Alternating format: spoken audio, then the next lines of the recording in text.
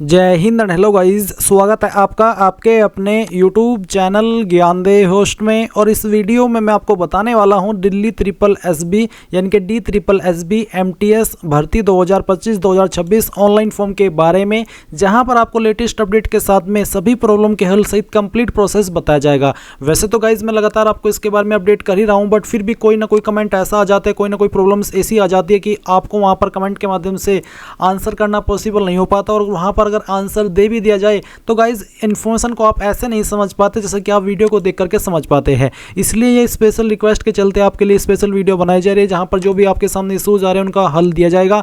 और अगर आप मल्टीपल पोस्ट पर अप्लाई करना चाहते तो आप कैसे करेंगे वो आपको बताया जाएगा। आप यहाँ पर मल्टीपल पोस्ट से मतलब है मल्टीपल डिपार्टमेंट, क्योंकि पोस्ट तो आपकी MTS ही है बट जो डिपार्टमेंट है वो आपके अलग अलग है। और ऐसा नहीं है कि अलग अलग डिपार्टमेंट में अगर आप अप्लाई करेंगे तो आपको अलग अलग फीस पे करनी है। फीस आपकी 100 ही रहेगी अगर आप जनरल OBC है, क्योंकि गाइज जो आपकी बाकी कैटेगरी है जैसे कि SC ST या फिर ऑल कैटेगरी फीमेल, इनके लिए कोई फीस नहीं है। बाकी कैटेगरी के लिए जनरल OBC WS में 100 रुपये है, और इसके अलावा जो बाकी कैटेगरी बचती है और उसमें फीमेल तो सभी कैटेगरी की आ जाती है, इनके लिए कोई फीस नहीं है। सैलरी आपको इस पर 18,000 रुपये से लेकर के 56,900 रुपये दी जाएगी। अभी गाइज आगे बढ़ने से पहले कहना चाहूँगा कि अगर आपने अभी तक वीडियो को लाइक शेयर नहीं किया हो तो कर दे, और चैनल को सब्सक्राइब करके बेल आइकन ऑन कर ले। फिर जो लिंक वीडियो को डिस्क्रिप्शन में दिया आप ओपन कर लेंगे, आपके सामने यहाँ पर कंप्लीट इन्फॉर्मेशन आ जाएगी जो कि अभी मैं आपको दे रहा था, जिसमें आपको जानने को मिलेगा कि 714 पोस्ट निकाली गई है। एंड सिंपल 10वीं पास इसमें अप्लाई कर सकते हैं। जॉब लोकेशन आपकी दिल्ली रहेगी और कैंडिडेट इसमें ऑल इंडिया से अप्लाई कर सकता है। और हाँ, एग्जाम सेंटर भी आपका चाहे आप कहीं से भी इस फॉर्म को भर रही है, केवल दिल्ली के अंदर ही रहेगा।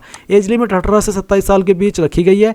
एंड इसमें गवर्नमेंट रूल्स के अकॉर्डिंग SC ST कैंडिडेट को 5 साल की और OBC को 3 साल की छूट भी दी जाएगी। अब आप ये जान लीजिए कि किस डिपार्टमेंट में कितनी वैकेंसी किस कैटेगरी के अंदर निकाली गई है। और गाइज यहाँ पर सिलेक्शन प्रोसेस क्या रहेगा, एग्जाम पैटर्न क्या रहेगा, ये सभी इन्फॉर्मेशन आप देख सकते हैं। सभी इन्फॉर्मेशन जानने के बाद अगर आप इसमें अप्लाई कर रहे हो और आपको क्वालिफिकेशन की जानकारी भरने में कोई इशू आ रहा है या फिर फोटो सिग्नेचर अपलोड करने में कोई इशू आ रहा है, तो आप यहाँ पर आगे नीचे की तरफ आएंगे और एक वीडियो देखेंगे जो कि मैंने स्पेशली बनाई हुई है फोटो सिग्नेचर को लेकर के, क्योंकि बहुत सारे कैंडिडेट जब इस फॉर्म को मोबाइल से भरते हैं तो उनसे पोस्ट कार्ड साइज का फोटो नहीं बनता। बट अगर आप इस वीडियो को वॉच कर लेंगे तो आप अपने मोबाइल का इस्तेमाल करते हुए ही किसी ऐप को डाउनलोड किए बिना अपना पोस्ट कार्ड साइज का फोटो भी बना लेंगे और उसको अपलोड भी कर देंगे बिना किसी एरर के। इसी प्रकार से आप सिग्नेचर का भी साइज एडजस्ट कर लेंगे।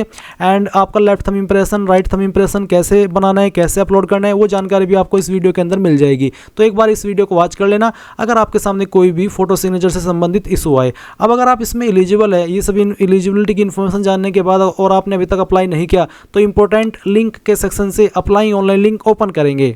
इसके बाद गाइज आपके सामने ये वेबसाइट आ जाएगी। यहाँ पर आ जाने के बाद में मैं आपको बता दूं कि अगर आपने इस वेबसाइट का इस्तेमाल करके कोई भी फॉर्म भरा है तो आपका अकाउंट बना हुआ होगा। आप क्लिक टू साइन इन इसके ऊपर क्लिक करेंगे, डेट ऑफ बर्थ यहाँ पर अपना डालेंगे, 10th का रोल नंबर डालेंगे, 10th का पासिंग ईयर सेलेक्ट कर लेंगे, फिर आपका जो पासवर्ड आपने बनाया था अकाउंट क्रिएट करते समय वो डालेंगे और ये विजुअल कोड डाल करके साइन इन हो जाएंगे। अगर आप ये पासवर्ड भूल चुके हैं तो आप फॉरगेट पासवर्ड के ऊपर क्लिक करेंगे, आपका डेट ऑफ बर्थ डालेंगे, 10th का रोल नंबर और 10th का पासिंग ईयर, और फिर get OTP on your registered email या फिर नंबर इसके ऊपर क्लिक करेंगे।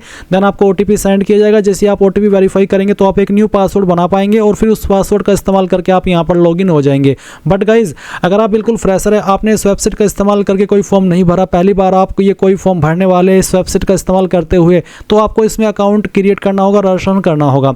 इसके लिए आप क्लिक फॉर न्यू रजिस्ट्रेशन इसके ऊपर क्लिक करेंगे। अब गाइज आपके सामने यहाँ पर इस तरह का इंटरफेस आएगा, जहां पर सबसे पहले आपको आपका नाम एंटर करना है। और ये जो नाम आप यहाँ पर एंटर कर रहे हैं ये आपको 10th के सर्टिफिकेट के अकॉर्डिंग एंटर करना है। फिर आपको आपके नाम को दोबारा डाल करके वेरीफाई करना है। इसके बाद में जो भी आपकी DOB है वो आपको 10th के सर्टिफिकेट के अकॉर्डिंग यहाँ पर सेलेक्ट करनी होगी। पहले आपको आपका ईयर, फिर इसके बाद में आपका मंथ और उसके बाद में डे, एंड देन आपको इसको दोबारा सेलेक्ट करके यहाँ पर वेरीफाई करना है। फिर आप यहाँ पर 10th का रोल नंबर डालेंगे, 10th के रोल नंबर को दोबारा डाल करके वेरीफाई कर देंगे।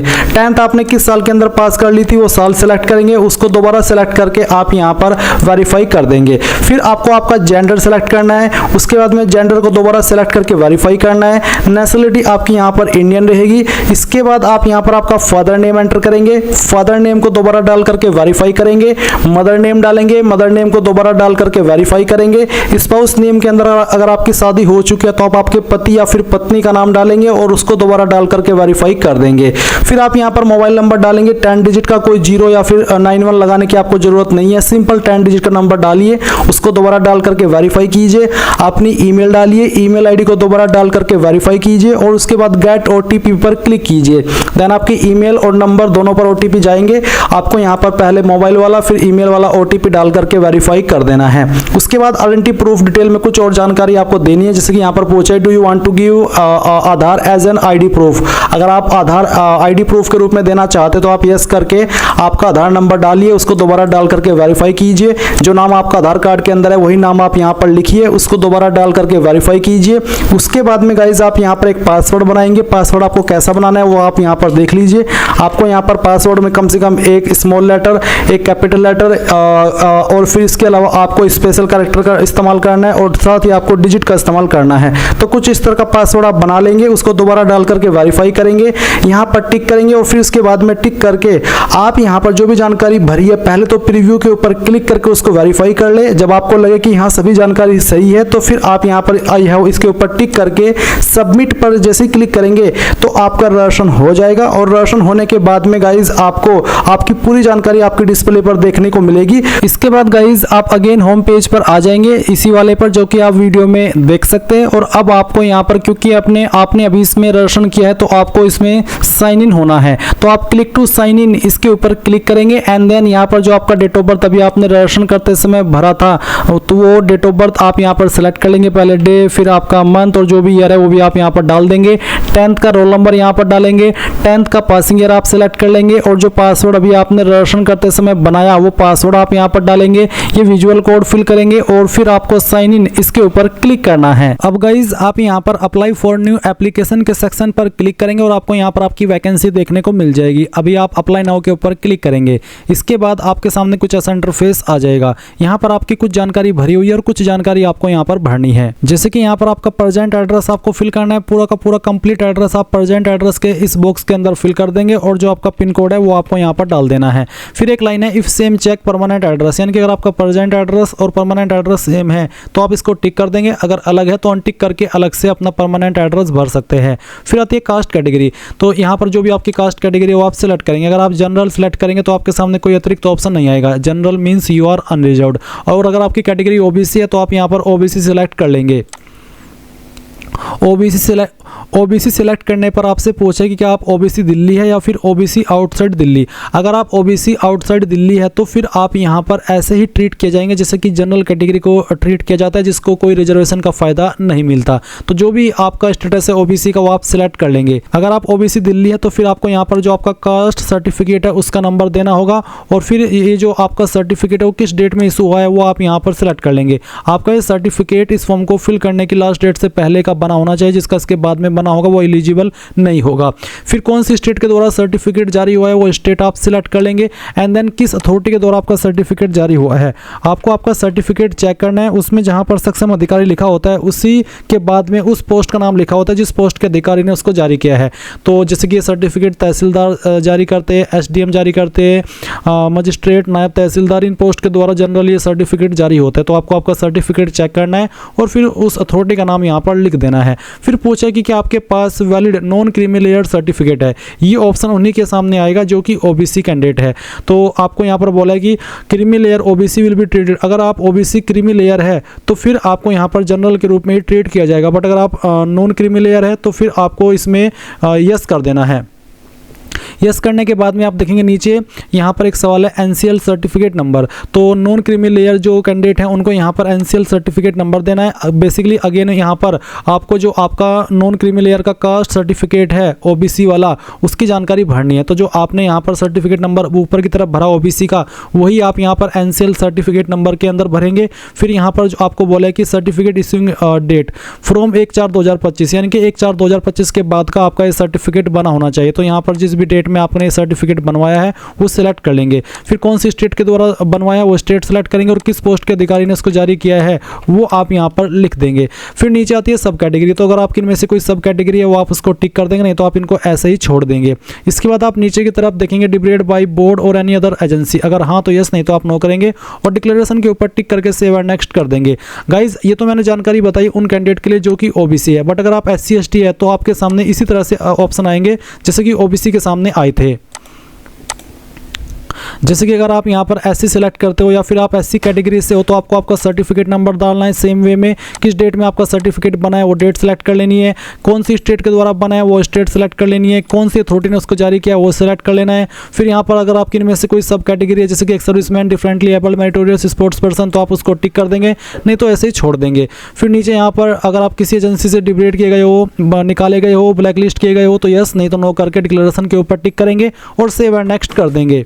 अब आपके सामने यहाँ पर फोटोग्राफ एंड सिग्नेचर का सेक्शन आ चुका है, तो आप यहाँ पर post card size photo upload करेंगे। मैं आपको अगेन सजेस्ट करूंगा अपनी ये वीडियो जो कि मैंने बनाई हुई है इसी को लेकर के, जो इस वीडियो के डिस्क्रिप्शन में आपको लिंक दिया है आप ओपन करेंगे और आप यहाँ पर आएंगे और इस वीडियो को देखेंगे।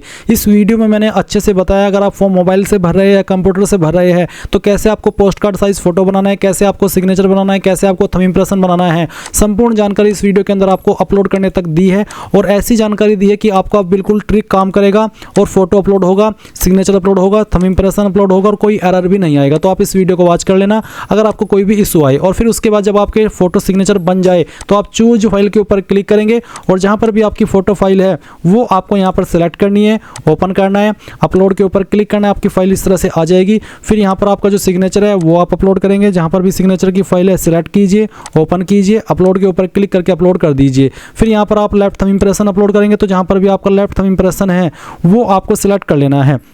तो चलिए मैं यहाँ पर इस फाइल को सिलेक्ट करता हूँ। ये फाइल सेलेक्ट करने के बाद में आप यहाँ पर ओपन करेंगे, अपलोड के ऊपर क्लिक करेंगे और आपका सिग्नेचर जो थंब इंप्रेशन है इस तरह से आ जाएगा। फिर आपको यहाँ पर राइट थंब इंप्रेशन भी अपलोड करना है, उसके बाद अपलोड के ऊपर क्लिक करेंगे, इस तरह से आ जाएगा। अब आप नेक्स्ट के ऊपर क्लिक कर देंगे। अब आती है क्वालिफिकेशन की जानकारी। तो यहाँ पर अलग अलग डिपार्टमेंट में आपकी अलग अलग वैकेंसी है, सभी पर 10वीं पास की योग्यता मांगी है। अगर आप सभी डिपार्टमेंट को प्रेफरेंस देना चाहते हैं तो आप यहाँ पर इसमें सभी को टिक करेंगे, बट अगर आपको किसी 1-2 डिपार्टमेंट को ही प्रेफरेंस देनी है तो आप 1-2 को भी टिक कर सकते हैं, बट अगर आपको सभी को देनी है तो आप यहाँ पर सभी को भी दे सकते हैं। जैसे कि एग्जांपल के लिए मैं यहाँ पर 2 को टिक कर रहा हूँ और सेव एंड नेक्स्ट के ऊपर क्लिक करता हूँ।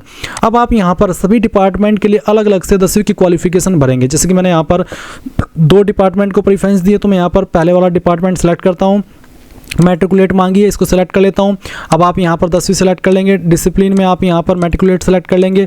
उसके बाद में आपकी परसेंटेज कितनी है वो आपको पॉइंट के साथ में भी लिखनी है, तो इस तरह से आप भर देंगे। अगर आपके नंबर CGPA के अंदर है तो आप उनको परसेंटेज में कन्वर्ट करके फिल करेंगे। कौन सी स्टेट से आपने की है वो आप सिलेक्ट कर लेंगे, किस बोर्ड से की है। अगर आपका बोर्ड यहाँ पर है तो अच्छी बात है, नहीं तो आप अदर्स के ऊपर क्लिक करके खुद से अपने बोर्ड का नाम एंटर कर सकते हैं। किस महीने और किस साल के अंदर आपने पास कर ली थी वो आपको यहाँ पर इस तरह से सिलेक्ट कर लेना है और फिर इंसर्ट के ऊपर क्लिक करके इसको ऐड कर देना है।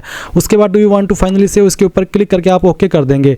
अब गाइज ये डाटा तो आपका सेव हो चुका है। अभी आप यहाँ पर दूसरे डिपार्टमेंट की भी जानकारी भरेंगे, तो मैंने इस वाले को भी प्रेफरेंस दी है, मैं इसको सेलेक्ट कर लेता हूँ। अगेन यहाँ पर आपको इसमें इस तरह से देखने को मिलेगा, मैं इसको टिक करता हूँ। टिक करने के बाद में अगेन आप यहाँ पर 10वीं की जानकारी भरेंगे। तो कहने का यही मतलब है कि आपको सभी डिपार्टमेंट के लिए या जिसमें आप अप्लाई कर रहे हैं उसमें आपको अलग अलग से 10वीं की जानकारी इस तरह से भरनी है। अगर आप अलग अलग से नहीं भरेंगे तो आप आगे नहीं बढ़ पाएंगे जब तक आप सभी की जानकारी नहीं भर देते। अब आप यहाँ पर बोर्ड नेम सेलेक्ट करके आपका जो बोर्ड नेम है वो डाल देंगे। फिर यहाँ पर गाइज किस साल के अंदर आपने पास कर ली थी वो आपको सिलेक्ट कर लेना है और इंसर्ट के ऊपर क्लिक करना है। तो मैंने दोनों की जानकारी ऐड कर दी। अब मैं यहाँ पर do you want to finally save उसके ऊपर क्लिक करता हूँ और ओके कर देता हूँ। ओके करने के बाद में आप यहाँ पर नीचे नेक्स्ट के ऊपर क्लिक कर देंगे। इसके बाद में गाइज आपके सामने यहाँ पर कुछ ऐसा इंटरफेस आएगा। आपने जो भी जानकारी भरी है उन सभी को डबल चेक कर ले। अगर आपको किसी भी ऑप्शन को एडिट करना है तो आप यहाँ पर उसी ऑप्शन को एडिट करके कर सकते हैं, बट अगर आपको लगता है कि सभी जानकारी सही है तो आप यहाँ पर टिक करेंगे, यहाँ पर टिक करेंगे। सबमिट फाइनल एप्लीकेशन के ऊपर क्लिक करके देखेंगे कि आपका फॉर्म यहाँ पर इससे सबमिट हो जाएगा। और अगर आप SC ST है तो आप इसके कोई फीस नहीं ली जाएगी। आप प्रिंट एप्लीकेशन के सेक्शन में आएंगे, जिस पोस्ट पर अभी आपने अप्लाई किया उसको सिलेक्ट करेंगे, प्रिंट एप्लीकेशन के ऊपर क्लिक करेंगे और आपके सामने आपके फॉर्म का प्रिंट आ जाएगा। अगर आपके पास प्रिंटर नहीं है तो आप इसको PDF के रूप में सेव कर ले और बाद में प्रिंट करा लेना। जनरल OBC के लिए फीस है, उनको यहाँ पर फाइनल सबमिट करने पर पेमेंट के पेज पर ट्रांसफर किया जाएगा। जब वो फीस जमा कर देंगे तो ही वो अपने फॉर्म का फाइनल प्रिंट आउट ले पाएंगे। एंड गाइज इस तरह से आप लोग DSSB MTS ऑनलाइन फॉर्म 2025-2026 को भर पाएंगे। आई होप ये प्रोसेस आपको पसंद आया होगा। So thanks for watching. जय हिंद।